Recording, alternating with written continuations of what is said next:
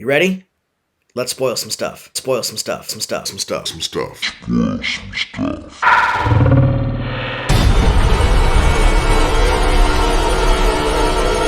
Okay, so it's kind of hard to avoid spoilers because this is an old plot.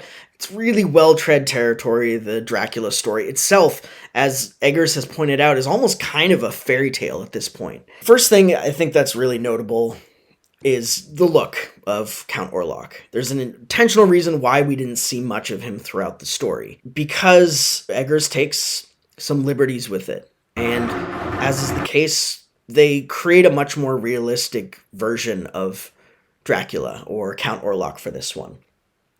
And as I see it, there are these three depictions that Orlok or Dracula is aligned with. There's the rat, the bat, and the wolf. If you see F.W. Murnau's Orlok, you see those claws, the whiskers, the sharp front teeth that, yes, for better or for worse, is something of an anti-Semitic stereotype.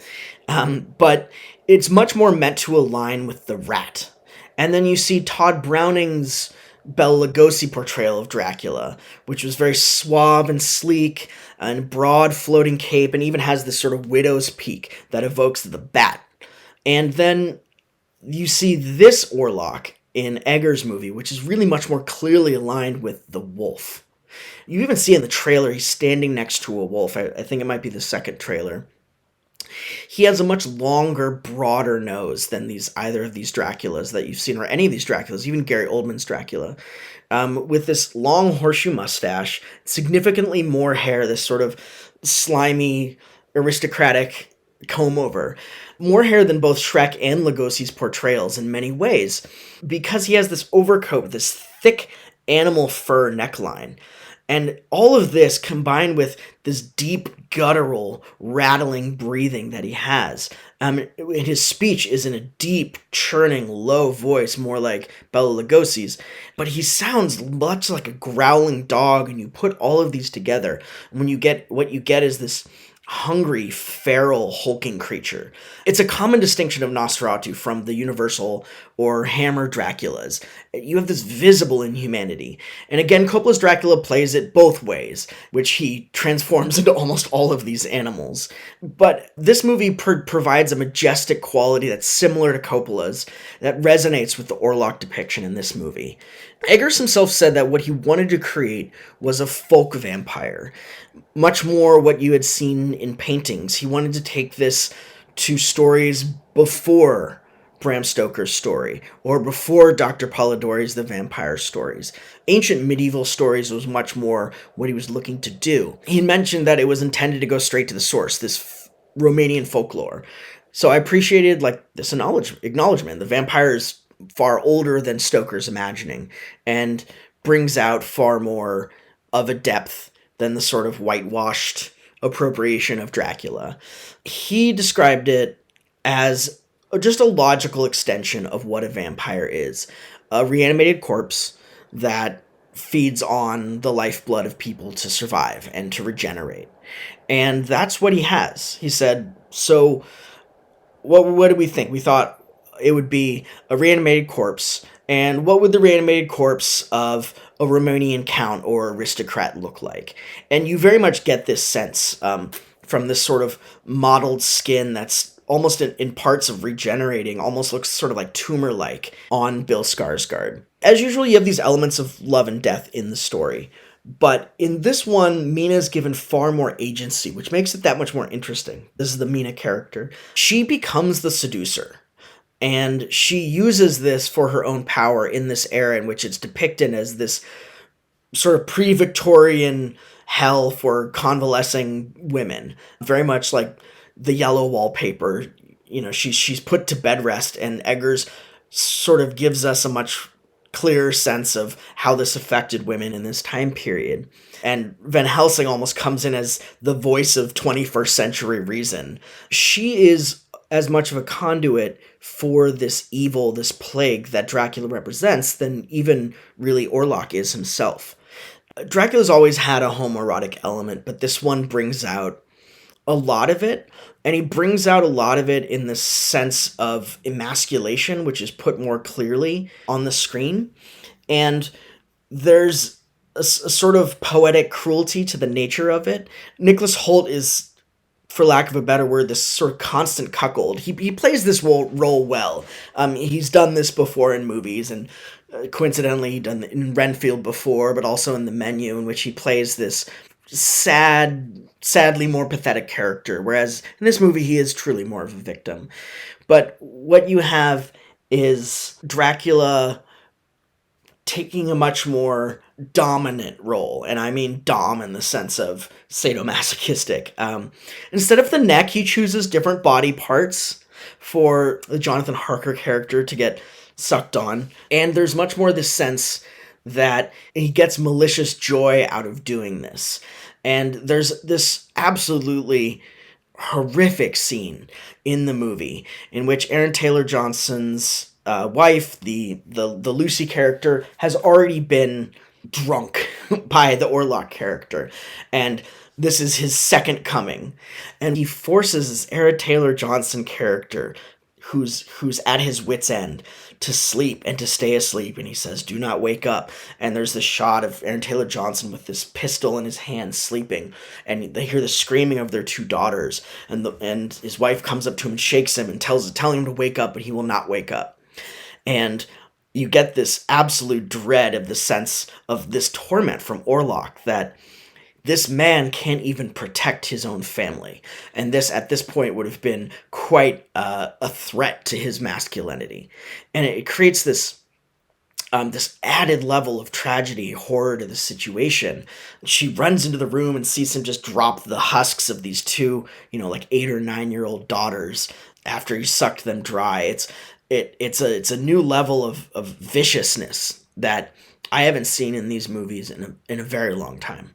And he has these other additions, that this Lucy character is actually pregnant. And these murdered daughters, it adds a whole level of brutality we haven't seen before, I feel like.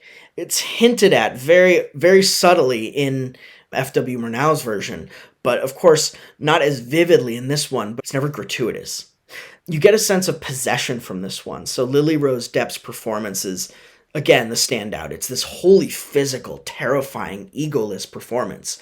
She's a character who's given so much more of a purpose beyond the note of a love triangle. There was this original sense in Nosferatu that it was her job to sacrifice herself. And we do have that in this one, but she has much more of a fight back with Orlok that really makes that end that much more tragic and beautiful in a way, as she chooses to do that. In the same way, Orlok himself is much more a conduit of this plague and this immorality, but not really the sort of coded sexual immorality that we're used to, but just a much deeper sense of libertinism. He creates the dreadful atmosphere in this way. All of the Nosferatu stories emphasize the plague much more clearly, but this one leans into it and uses that scope and, frankly, the computer-generated imagery in a lot of ways to its benefit, to be able to really embody this plague over a longer period of time in the film. Eggers just creates these scenes of horrific beauty, and similar to Werner Herzog's Nosferatu, you do see a lot of this swarm of rats that comes in. But in this one in particular, you see these rats exist a lot more within the entire film. He creates these horrific, beautiful scenes of feces piles in the streets, these scavenging rats and dogs, they're gnawing at dead corpses that all just are just dusted with recent snowfall. It adds so much as it builds along into the story, which I'd say Herzog's version does a little bit less of. It doesn't build quite as long through that and mire us in that atmosphere. Same thing with Nosferatu from the other movies, which varies from Dracula, is that the characters die. There's much more of a finality to them. Once they're sucked dry, they're dead. So this plague metaphor fits in a lot more succinctly than it does with the loss of mores and sexual stimulation that comes from the reanimated vampire, the sort of zombie-like vampire. And it gives it this much more mournful, empty feeling. And then when you have these characters that Eggers that Eggers fills out with so much more depth, it does make it that much more sad, that much more tragic, empty, as these people begin dropping off one by one. It really subdues these other elements that might have made a scintillating nature, any sense of sexuality that might have come from, let's say, Bram Stoker's Dracula or Interview with the Vampires is pretty much gone in this movie. Sex is exclusively a means of control and used as such and used in some grotesque ways in this movie. And again, he runs the gamut of perversity in some ways, but never gratuitously. Always just in a way to demonstrate that hell is pretty much breaking loose in a lot of ways. He utilizes a lot of sound in this. So this sound that he creates of boots crunching on gravel, or this very delicate muted sound that comes with snowfall on a quiet day, it serves as a counterpoint to the horror of Orlock's like sudden, violent overtures, and the just disgusting slurping sounds of when he's feeding on people. So I hope you enjoy it. Please go out and see it. If you have any interests, tell me what you know. Tell me what you like about the other ones. If you prefer F.W. Murnau's version, if you prefer Werner Herzog's version, if you really just like the bombacity of Bram Stoker's Dracula, and Coppola's work in that one as like a vampire opera in many ways. So thank you for watching. Hope to see you again. Bye.